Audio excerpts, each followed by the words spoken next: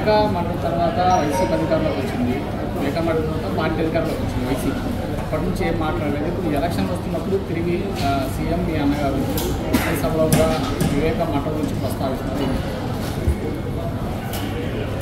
నేను అదే అడుగుతున్నాను, ఎందుకు 5 సంవత్సరాలు మర్చిపోయి ఇప్పుడు మళ్ళీ మాట్లాడుతున్నారు?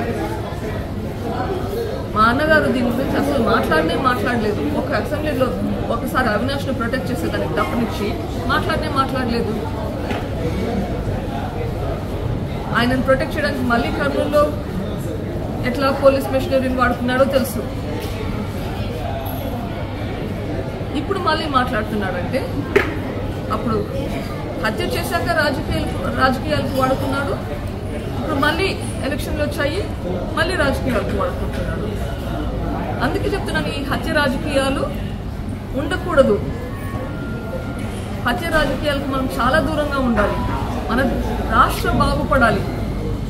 మన రాష్ట్రంలో ఇండస్ట్రీస్ డెవలప్మెంట్ అనేది జరగాలి. అది జరగాలి అంటే మనము క్లీన్ హార్ట్తో రావాలి. మన హృదయం మనం శుద్ధి చేసుకొని రావాలి. ఇక్కడ మన గవర్నమెంట్ ఈరోజు ఏపీ గవర్నమెంట్ రక్తంలో మునిగి ఉంది. దీని నుంచి బయటికి వస్తే కానీ మనకు ప్రోగ్రెస్ అనేది ఉండదు. షర్మిల గారికి మీరు మద్దతుగా ఏమైనా ప్రచారం చేస్తారా? మీరేమైనా రాజకీయమైన ఉద్దేశాలు ఏమైనా పోటీ చేశారు? నేను ఎప్పుడు పాలిటీషియన్ కాదండి. ఇప్పుడు ఎందుకు బయటకు వచ్చాను?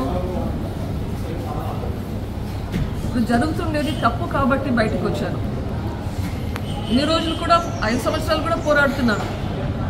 కానీ ఈరోజు బయటికి రాకుంటే మళ్ళీ ఈ గవర్నమెంట్ వస్తే ఇదే విధంగా ఇంకా 5 సంవత్సరాలు వస్తే పర్సనల్గా నాకు మంచిది కాదు, మన రాష్ట్రానికి కూడా మంచిది కాదు. That is my goal.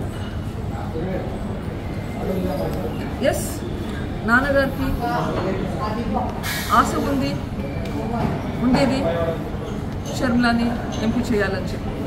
That is a fact. Government వచ్చిన తర్వాత కోర్టులో కేసు వేశారు. ఒక 4-5 ఏళ్ళుగా మీరు కూడా ఫైట్ చేశారు. ఈ సమయంలో దీని గురించి మీరు ఎప్పుడైనా ఆయన్ని కలవటానికి ప్రయత్నించారా? అసలు కేసు ఏం జరుగుతుంది ఇట్లాంటివి అడగటానికి ప్రయత్నించారా? ఆయన ఉన్న మీతో మాట్లాడారా ఇటీవల కానీ గతంలో? సిబిఐ పిటిషన్ వేయకముందు చాలా ప్రయత్నించాను. చాలాసార్లు ప్రయత్నించాను. 1-2 సార్లు మాట్లాడడం కూడా జరిగింది. అప్పుడు కూడా నాకు హెల్ప్ చేయలేదు. ఆ తర్వాత కూడా మళ్ళీ ప్రయత్నించాను మాట్లాడడానికి, కానీ అపాయింట్మెంట్ ఇవ్వలేదు. తర్వాత దీని గురించి కాకుండా ఇన్ఫ్యాక్ట్ నాన్న మొదటి వర్ధంతి అప్పుడు కూడా రమ్మని చెప్పడానికి వచ్చి కలుస్తానంటే అవసరం లేదు అని చెప్పారు. సో ఆ తర్వాత మళ్ళీ ఆ సందర్భం రాలేదు, మాట్లాడలేదు. నా ఉద్యమం నాదైతే. మేడం, వివేకం సినిమా బయోపిక్ అని వాళ్ళు పేరు పెట్టారు. బయోపిక్ అంటే యాజ్ ఇట్ ఈజ్గా తీసేది. అందులో ఉన్నవన్నీ వాస్తవాలను మీరు నమ్ముతున్నారని? ఇది సిబిఐ ఛార్జ్ షీట్ ఆధారంగా చేసినారు అంటున్నారు. ఆబ్వియస్లీ వాళ్ళకి ఏం అర్థమైందో దాని ప్రకారం చేస్తుంటారు. అది దాంట్లో ఫైనల్గా ఏం చేశారో చూస్తే, ఎట్లా హత్య చేశారో చూస్తే, రియాలిటీతో కంపేర్ చేస్తే నాకు అర్థమైనంత వరకు ఇంకా ఎక్కువ క్రూరంగా నాన్నగారిని హింసించారని నాకు అనిపిస్తుంది. ఇంకొకటి, ఆ సినిమాలో పులివెందుల్లో కానీ కడపలో కానీ వివేకం గారి మద్దతు లేకుండా గెలవడం అసాధ్యమని చూపించారు. ఇప్పుడు మరి షర్మిల గారు పోటీకి చేస్తారు. తండ్రి గారి బాధ్యత మీరు ఏమైనా తీసుకుంటారు ఆమె తరఫున? బాధ్యత అన్నది పెద్ద పేరండి. నాకు అంత కేపబిలిటీ లేదనుకుంటాను. నేను చేయగలిగింది చేస్తూనే ఉన్నాను. కానీ అంతంత పెద్ద రెస్పాన్సిబిలిటీస్ చేయగలిగే శక్తి నాకు లేదు. వాటర్లో ఏమన్నా కొడతారు? షర్మిల గారు పోటీ చేస్తున్నారు. షర్మిల నా చెల్లెలు. షర్మిల గోల్ నా గోల్.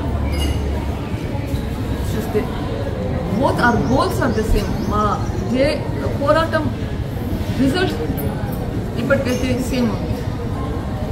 దీనికంటే నా పోరాటం ఇంకా ఎక్కువ ఉంది. ఇప్పట్లో ఒక స్టెప్ మాత్రమే ఈ గవర్నమెంట్ పోవాలి. నా పోరాటం ఇంకా పైన ఉంటుంది. తన పోరాటం ఆ తర్వాత తనకి వేరే పోరాటం. బట్ ఈరోజు మా ఇద్దరికి ఒకే గోల్ అయితే ఉంది. ఓకే, ఆ గోల్ రీచ్ అవ్వడానికి ఏం చేయాలో అది చేయాలి. గోల్ అంటే మేడం అన్నప్పుడు చంపించాలి. ఇప్పటికీ గోల్ ఫస్ట్ అవినాష్ రెడ్డిని ఓడించాలి, వీలైతే జగన్ అన్నని ఓడించాలి, వైఎస్ఆర్సీపీ రాకూడదు. అవినాష్ రెడ్డి ఓడిపోవాలి, ఖచ్చితంగా జరగాలి.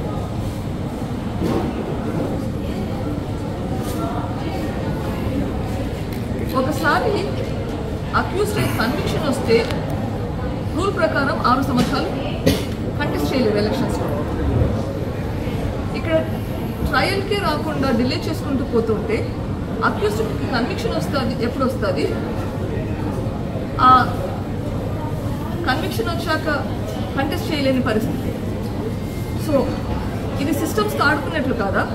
అక్యూజ్డ్ అని తెలుసు, కన్విక్షన్ రాదు, కానీ పోటీ చేయగలుగుతాడు. రైట్?